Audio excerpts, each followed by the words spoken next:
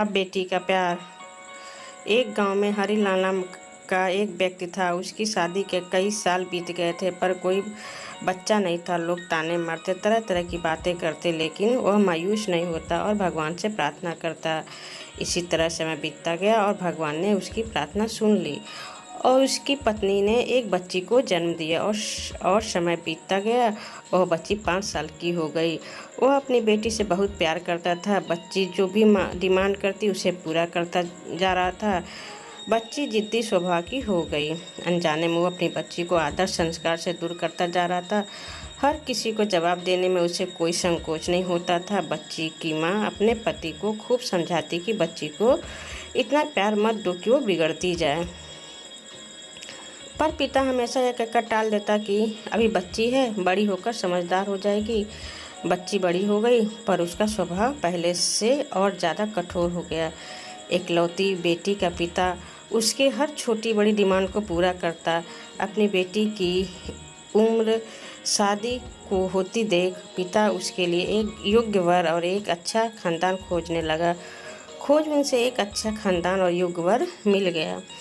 पिता ने अपनी बेटी की शादी बहुत धूमधाम से की और बहुत सारा दहेज भी दिया, जिससे बेटी को कोई तकलीफ़ न हो। बेटी दुल्हन बनकर अपने ससुराल आई।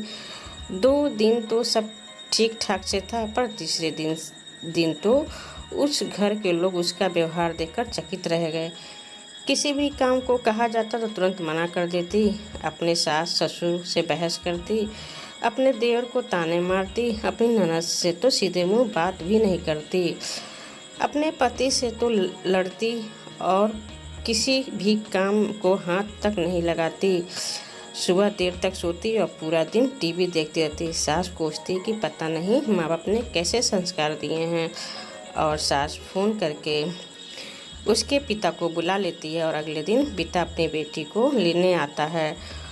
पर उस पिता से बेटी के ससुराल में कोई सीधे मुंह बात नहीं करता, सब मुंह मोड़कर चले जाते हैं। पिता सास से कहता है कि बहन जी, बेटी को ले जा रहा हूँ, 4-5 दिन बाद छोड़ने आऊँगा। सास तपाक से कहती है कोई ज़रूरत नहीं है, अपनी बेटी को अपने ही घर रखना और जितना भी दहेज दिया है सब ले जाना। दुखी पिता सर झुकाए बेटी को अपने साथ ले जाता है। रास्ते में बाप अपनी बेटी से पूछता है, बेटी 10 दिनों में ऐसा क्या हो गया? आखिर क्या हो गया? क्या तुम्हारे ससुराल वाले अच्छे नहीं हैं? बेटी तुरंत जवाब देती है, बिल्कुल भी नहीं, सास तो पूरी चुड़ैल है। पिता कहता है, चुड़ैल? और बाकी लोग? बेटी कहती है, कोई भी अच्छा नहीं है, सब सास के इशारों पर चलता है। घर आने को 2 दिन बाद माता पिता ने अपनी बेटी को बहुत समझाया, पर बेटी मानने को तैयार नहीं हुई। पिता अपनी बेटी का दुख समझ गया और बोला, बेटी ये बताओ, अगर तुम्हारी सास तुम्हारे रास्ते से हट जाए तो क्या तुम अपने ससुराल में रहने के लिए तैयार हो? बेटी बोली, हाँ, तब तो मैं सबको अपने इशारों पर नचा लूँगी। दूसरे दिन पिता अपनी बेटी के पास आया और उसे एक पैकेट दिया और बोला, बेटी इस पैकेट में बहुत धीरे धीरे असर करने वाला जहर है, तुम अपने ससुराल जाओ और अपनी सास को खाने मिलाकर देती जाओ। जहर का असर इतना हल्का है, 6 महीने में तुम्हारी सास मर जाएगी और किसी को पता भी नहीं चलेगा, क्योंकि जहर धीरे धीरे असर करेगा और किसी को शक भी नहीं होगा। बेटी खुश हो गई और बोली, क्या सच में पापा ऐसा हो जाएगा? पिता कहता है, बिल्कुल, बस तुम्हें सिर्फ 6 महीने तक अपनी सास का कहना मानना होगा, शांत रहना होगा, चाहे तुमसे कोई कुछ भी कहे, तुमको कोई जवाब नहीं देना है। ऐसा करने से कोई तुम पर शक नहीं करेगा। बेटी बोली, ठीक है पापा, मैं पूरी एक्टिंग करूँगी।